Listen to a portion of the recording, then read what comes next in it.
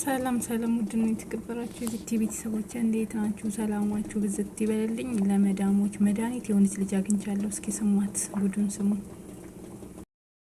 ሴትዮ በነገር ነው በቃ የተቀበለችኝ እና በጣም ነበረ የምትጮሁ፣ በጣም ነበረ የምታስለቅሰኝ። ኤቭሪዴ ቀን በቀን እንዳለቀስኩኝ ስራዬን ጨርሼ ክፍሌ ሮጬ የሚሄደው ለማልቀስ ነው። ቀን በቀን በቃ ማታ ማታ ሳላለቅስ ተኝቼ አላውቅም፣ ሳላዝን ተኝቼ አላውቅም። በሷ የተነሳ ጨጓራ በሽተኛ፣ ራስ ምታት፣ ምን ልበላችሁ ጭንቅላቴን ተቆጣጥረው እስቲ ቤተሰብ እንኳን ደውዬ እንኳን ደርሻለሁ እንኳን ሳልላቸው የእሷን ጩኸትና ንትርክ ፍራቻ ማለት ነው። በቃ ምንም ግራ ቂጤ እስኪንቀጠቀጥ ነበረ ምሰራለን። ለስራው ማዲስ ስላልነበርኩኝ በቃ ግራ ቂጤ እስኪንቀጠቀጥ ነው የምሰራላት። በጣም ነበረ መጠገረላት እሷን ለማስደሰት። እግዚአብሔር ምስክሬ ነው። የማይሰራ ሰራተኛ የማይሰራው በሰራተኛ በሚተኛበት ሰዓት እኔ ተነስቼ ቤት አጥብ ነበር፣ የተነስቼ ልብስ ተኩስ ነበር። እግዚአብሔርን በጣም ነበረ የምሰራላት። የእሷ ቶሚና ጄሪ በሉን በቃ አስተስተውጣ ነ ሲገባ እሰጡጣ ቂጤ መሬት ሳይነካ ይመሻል። እናቴ ትሙት ቁጭ ሳል ነበር የሚመሽብኝ። በጣም ነበረ የሚሰራላት። አንድ ቀን ግን አመስግናኝ፣ እውነት አመስግናኝ አታውቅም። አንድ ቀን ጎበዘሽ ብላኝ አታውቅም። ሁሌ አትችይም ነው፣ ሁሌ ጭወት ነው፣ ሁሌ ስድብ ነው። ልክ እንደ ጻሊ ስርስሬ እያለች ጨጓራዬን ጥልቀልጣይ ማለት ነው። አላብድ በቃ ከጭንቅላቴን ተቆጣጥሬ ከእሷ ውጪ ምንም ማሰብ አልችልም። በቃ እሷ ለማስደሰት ብቻ ነው በቃ እኔ ምሰራው ማለት ነው። እሷ ለማስደሰት እሷ እንደተጫወብኝ ብቻ ብዬ ማለት ነው ምሰራው። በቃ በጣም አቃጥላ እኔ እንዲህ ነው ብዬ ልነግራቸው አልችልም። እውነት አሁን ባይ ነው የሚመጣው። አቃጥላ ልደፋኝ ማለት ነው። እንዴ በቃ ትንሽ ውሃ ቀጠና ሀገር ቤት ሸኝሻለሁ፣ ውሃ ቀጠና ሀገር ቤት ሸኝሻለሁ ነው የምትለኝ እና በቃ መልስሻለሁ አትችይም ነው የምትለኝ። እኔ ግን በጣም ነበረ ምሰራላት፣ ማርያምን በጣም ምሰራላት ነበረ። ከዕለታት አንድ ቀን ይህን ነው እንድትሰሙኝ የምፈልገው። ሁለተኛ ፎቅ ላይ ልብስ እየተኮስኩኝ ያለ መጣች ማለት ነው። መጣችና የሆነ ስራ አዘዘችኝ እንደ ወፍ በቃ እሷ ገና ስሜ ልጠራኝ ስትል እኔ ፊት ለፊቷ ነኝ ያለው። ሳጠራኝ ገና እኔ ፊት ለፊቷ አቤት ድምጿ ሁላ ያቃጭልብኛል። ተኝቼ እመቤቴን ነው የምላችሁ እንቅልፍ ለመተኛት አልችልም። እሷ ድምፅ እየጠራችኝ ማለት ነው። እኔ ነግራታለሁ። አሁን ላይ ነው ነገርኳት እና ሁለተኛ ፎቅ ላይ ልብስ እየተወከስኩኝ እያለ መጣች ማለት ነው። መጣ ትኛለች በቃ ሰላም ያጣው በቃ ደከመኝ፣ ታከተኝ፣ እውነት በቃ ታከተኝ ማለት ነው። ከዛ በኋላ ወደ ሶስተኛ ፎቅ ላይ እኔ ልብስ ላመጣ ወደ ላይ እየወጣሁ ነበር እና በጣም እየጮኸች ነበረ። በቃ እኔ ከዚህ ፎቅ ላይ ራስ ጣይ ይለኛል ማለት ነው። እሷ ስትጮህ እኔ በቃ የሆነ ጣይ ነበረ የሚለኝ። ከዛ ዞር አልኩኝና እመቤቴን ነው የምላችሁ ጮክ ብዬ እሷ ከምትጮህ በላይ ቤት ውስጥ ከምትጮህ በላይ ማለት ነው ጮክ ብዬ ዝም በይ አልኳት። ማርያምን ዝም በይኝ በቃ አልኳት። ከዛ ደንግጣ ያዘችው ሰላ ልቅቅ ያደረገችው ምን ሆንሽ ስትለኝ ጠብቂኝ እዚህ እኔ ዝም በይ ጠብቂኝ እዚህ ስላት ሴቶቹ ዲዲዲዲ እያሉ ሁለተኛ ፎቅ ላይ እኔ ሶስተኛ ፎቅ ላይ ነው ክፍሌ ላጣልኩኝና ሻንጣዬ ስለብሴን ስብስብ አድርጌ ሻንጣዬን ክድና አድርጌ ከላይ ከሶስተኛ ፎቅ ወደ ሁለተኛ ፎቅ ሻንጣዬን ውር ሻንጣው ቷ ያለ ሁለተኛ ፎቅ ላይ ጩኸቱን ቤቱን አናጋው ማለት ነው። እብድ ነቀልኩ በሰዓቱ እኔ ምን እያደረኩ ነው አላውቅም። ነቀልኩ ማለት ነው። ሻንጣው ታ ያለ ሁለተኛ ፎቅ ላይ ነው። ከዛ በኋላ ሻንጣው ሲጮህ ማለት ነው ሰው ወንዶቹ ተከተከተክ እያሉ ምንድነው ምናምን እኔ መጣሁት ለስራ ነው አልኳት። አዎ ምን ሆነሽ ነው? ዝም በይ እኔ ነኝ የማወራው ዝም በይ አልኳት።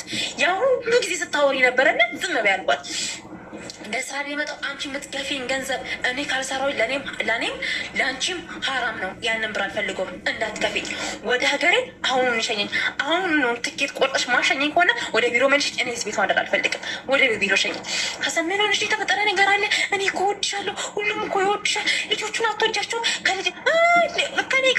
ከልጆቹ ጋር ለም ችግሬ ከአንቺ ጋር ነው። ከልጆቹ ጋር ታነካኪኝ አልኳት። ከዛ ምንድን የተፈጠረው ምናምን ነገር በቃ አንቀጠቀጡት ቤቱን። ከዛ ልጅቷ ደንግጣ ለምንድን ነው ኡጋንዳ የምትሄጂው አለች።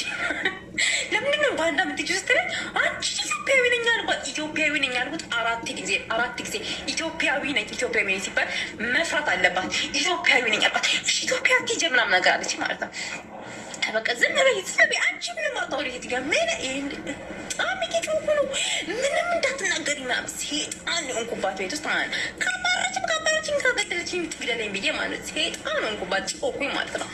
ከዛ በስተ መጨረሻ ሁሉም ተሰበሰቡ፣ ወንዶቹ ምናምን ተሰበሰቡ። ምንድነው ምናምን በቃ ድጋራሽ ሆነ ነው ቀን ብትይዘኝ ሊይዛት ማለት ሴትዮዋ ተመለቅና ከዛ በቃ ምንድነው ምናምን ሴትዮዋንም ቁጭ አደረጓት ምናምን ውሃ ሰጡኝ፣ ያረጋጉኝ ምናምን ነገር ምንድን የተፈጠረው እንዲህ በቃ ያለውን ነገር እኔ በቃ አሳጥሬ ነው በጣም ርዝም የሚባል ታድረ አሳጥሬ ነው በጣም ነበር የጨውኩባት። በጣም ነበር የተናገረ ሰው በቃ የውስጤ እንዲህ በቃ ሲቃያነቀኝ ማለት ነው። በቃ እንዳትናገሪ እዚህ ቤት እሰራለሁኝ አይደለ በቃ ምን በቃ ዝም በይ ማዘል ልብሽን በስነ ስርዓት ይዘሽ እመቤቴን ነው የምላቸው። አልብሰሽ አጨምር ማዘዝ ያለብሽን በስነ ስርዓት እዘሽ። ስታዥ ግን አንድ እንዳትሰድብኝ አልኳት። እየተሳደብሽ እንዳታዥ ማዘዝ ተቆሸ ነይ ይሄ ቆሻል ብለሽ ይዘችኝ እንጂ እንዳትጭውብኝ አልኳት።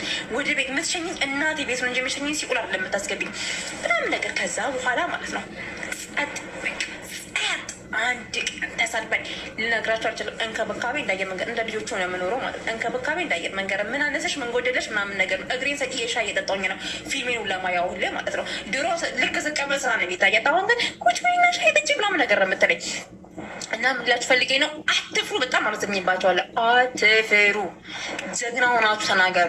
እንዳፈሯቸው ማለት ነው፣ እንዳፈሯቸው። ማርያምን ምንም መናገር ያለባችሁ ነገር ቀጥታ ተናገሩ። የሞትና የሸር ጉዳይ ነው። በክብራቸው አትደራደሩ። እናቴ ተሞቅ እነሱ አንዴ እንዲህ ዝቅ አድርገው ካየችሁ ዝቅ ነው። እኔ ግን እናቴ አልሰማሽም እንዲህ በቃ ፈቦታለሁ ብዬ ማለት ነው። 4 ወር ምናምን እንዲታገዝኳት በነገራችን ላይ እና ከዛ በኋላ ይሁላችሁ ዘና ዝንጥ ብዬ በቃ ክፍሌ ያልተገጠመልኝ ነገር የለም። ዘና ብዬ ነው ምኖረው ብላችኋለሁ። በጣም አላዘምኩባቸው። ሰላም እህት ወንድሞቼ፣ በመላው አረብ ሀገራት ለምትኖሩ ወደ እህት ወንድሞቼ እባካችሁ ጥንቃቄ አድርጉ፣ ጥንቃቄ አድርጉ። ይህ የምታዩት አሲድ ነው። ይህ ሰው ላይ ቢደፋ ምን እንደሚፈጥር ተመልከቱ። እባካችሁ ምንም የማታውቁ እህት ወንድሞቼ ተጠንቀቁ። አሲዱ ምን አይነት ነው ካላችሁኝ ደግሞ ይሄን ይመስላል። ይሄንን በጀሪካን ያለውን አሲድ እባካችሁ ተጠንቀቁ፣ ተጠንቀቁ። በቻላችሁት አቅም ቤት ውስጥ ባታስቀምጡት መልካም ነው። ኢቭን መዳሞቻችሁ ሊያመጡት ይችላሉና እናንተ ግን አስወጣችሁ በር ላይ አስቀምጡ። በጣም አደጋ ያደርሳል። ብረቱን ራሱ እንዴት እንደበጣጠሰው ማየት ትችላላችሁ። ተመልከቱ። እዚህ ጋር ይሄ ሁሉ የተደፋው አሲድ ነው። ይሄ እንደኛ ግማሹን ተነስቶልን ነው። አሁን ትንሽ ለማጽዳት እየሞከርን ነው። ነገር ግን በፍራቻ እያጸዳን ነው። እጃችንም ምንም ሸፋፍነን ቢሆን ብቻ እየፈራነው ነው። ሽታው ራሱ በጣም ኃይለኛ ነው። እባካችሁ ተጠንቀቁ። አሲዱ ይሄ ነው።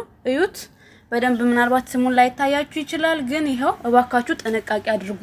እባካችሁ በተለይ አዳዲስ የምትመጡ የመዳም ቤት የምትመጡ ልጆች እባካችሁ ጥንቃቄ አድርጉ። ማንበብ የማትችሉ ይኸው ምልክቱ አለው፣ እንደዚህ ማየት ትችላላችሁ ማለት ነው። እባካችሁ በጣም ራሷን ስታጋልጥ ራሷን ጻድቅ ስታል የኔንም ጨምሪን እንድነጠለዋን እንዲዛ የኔንም ጨምሪን ነው ሰጪው። በቃ አንቺ ንጹህ ነሽ፣ ንብረት አትፈልጊም እንድትባይ አይደል? የኢትዮጵያ ሕዝብ ይሄን ኢንተርቪው ሲያይ ወይኔ የኔ መልአክ ንብረት አያሳስባትም፣ ንብረት አትወድም፣ ገንዘብ አትወድም እንድትባይ።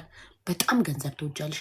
በጣም ገንዘብ ስለምትወጂ በጣም አስመሳይ ስለሆንሽ ቤተክርስቲያን እንደሚሄድ ሰው በሃይማኖት ከጎንሽ እንዲቆም ስለፈለግሽ ነጠላ ከስራ ስራሽ ከላይ ነጠላ ለብሰሽ ቤተክርስቲያን የምትሄጂ ነው የምትመስዪው። ሚዲያ ላይ ለመቅረብ ኢንተርቪው ለመደረግ ሚዲያ ስቱዲዮ ለመቀረጽ እየሄድሽ ቤተክርስቲያን የሚሄድ ሰው የሚለብሰውን አለባበስ ለብሰሽ መጣሽ። አንደኛ። ሁለተኛ ነገር በቃ የኔንም ጨምረሽ ሰጁ አባዬን ታዩ በእናትሽ ስትይ ስግብግብነትሽን እያሳየሽ ነው።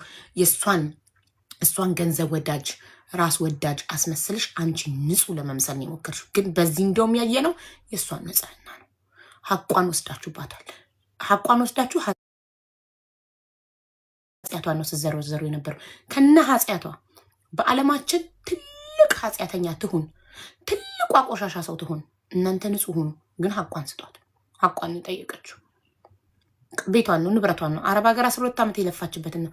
ደግሞ ምን አሉ እሳቸው አረብ ሀገር ሄደው አይደለም 12 ዓመት ቆይተው በ12 ሰዓት ራሱ ቢመለሱ አይምሯቸው ተቀይሮ ሃይማኖታቸው ተቀይሮ ቆሽሻው ነው የሚመጡት።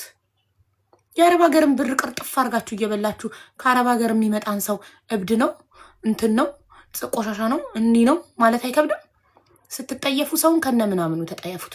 ስትጠየፉን የአረብ ሀገር ሰዎችን ብራችንን ተጠየፉት። ብራችን ይጣፍጣል፣ ግን እኛ ደስ አንልም አይደል? እርሶ እንዲያሳልሟት አንቺም መስቀል አትሳለምም። ሃይማኖቴን ክጃለሁ እኮ ብላለች። ተጠንቃ ቄዴር ተደግሞ ተጠንቃ ቆይ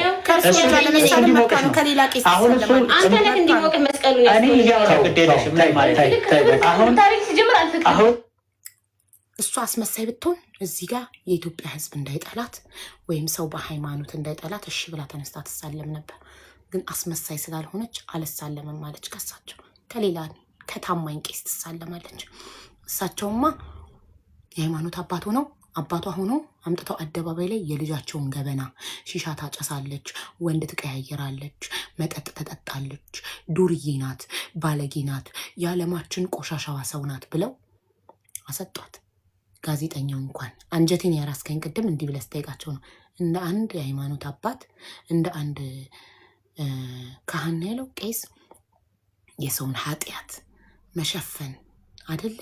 እንዴት ታዲያ እርሱ የልጁን ኃጢአት ያውም የአብራኮን ክፋይ የሃይማኖት አባት ሲሆኑ ለሁሉም ነው አባት የሚሆኑት ለልጁት እንዴት ኃጢአቷን እዚህ ጋር ዘረዘሩ ሲባሉ እሷም ስሜን ስለጠፋች እኔም ስሟን ላጥፋ ብዬ ነው ብለው እራሳቸው አመኑ። ዩሲ ታዲያ እርሱ ከእሷ በምን ተሻሉ? እሷ ኃጢአተኛ ስለሆነች ነው የከሰሰችሁት እንበል። እርሱ እኮ የሃይማኖት አባት ነው፣ ንጹህ ነው እኮ የሃይማኖት አባት እኮ ያለ ኃጢአቱ እንኳን ቢከሰስ ፈጣሪ ልቦና ይስጠቅ ብሎ ነው እኮ የሚያልፈው እንጂ ብድር አይመልስም፣ አይበቀልም እኮ የሃይማኖት አባት አይደል እንዴ?